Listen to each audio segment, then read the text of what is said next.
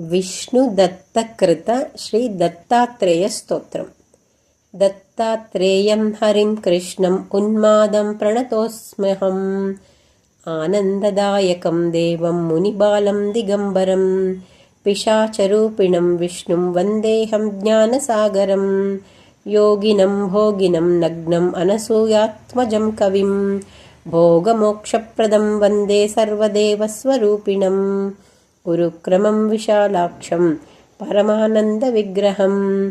वरदं देवदेवेशं कार्त्यवीर्यवरप्रदं।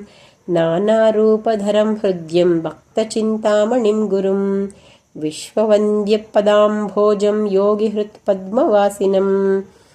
प्रणतार्तिहरं गूढं कुत्सिताचारचेष्टितं। मिताचारं मिताहारं भक्षाभक्षविवर्जितं। प्रमाणं प्राणनिलयं सर्वधारं नतोऽस्यहम्। सिद्धसाधकसंसेव्यं कपिलं कृष्णपिङ्गळं।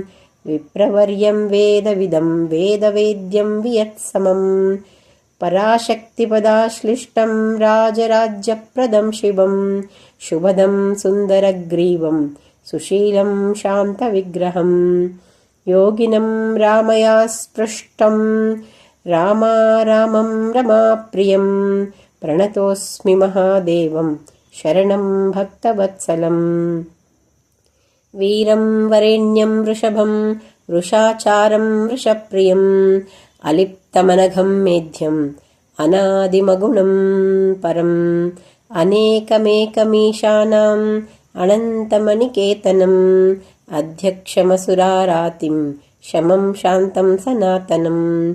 गुह्यं गम्भीरं गहनं गुणज्ञं गह्वरप्रियं। श्रीदं श्रीशं श्रीनिवासं श्रीवत्साङ्कं परायणं। जपन्तं जपतां वन्द्यं जयन्तं विजयप्रदं। जीवनं जगतत्सेतुं जनानां जातवेदसं। यज्ञमिज्यं यज्ञभुषं यज्ञेशं याजकां यजुः। यष्ठारं फलदं वन्दे साष्टाङ्गं परयामुदा। इति विष्णुदत्तकृत श्रीदत्तात्रेयस्तोत्रम्।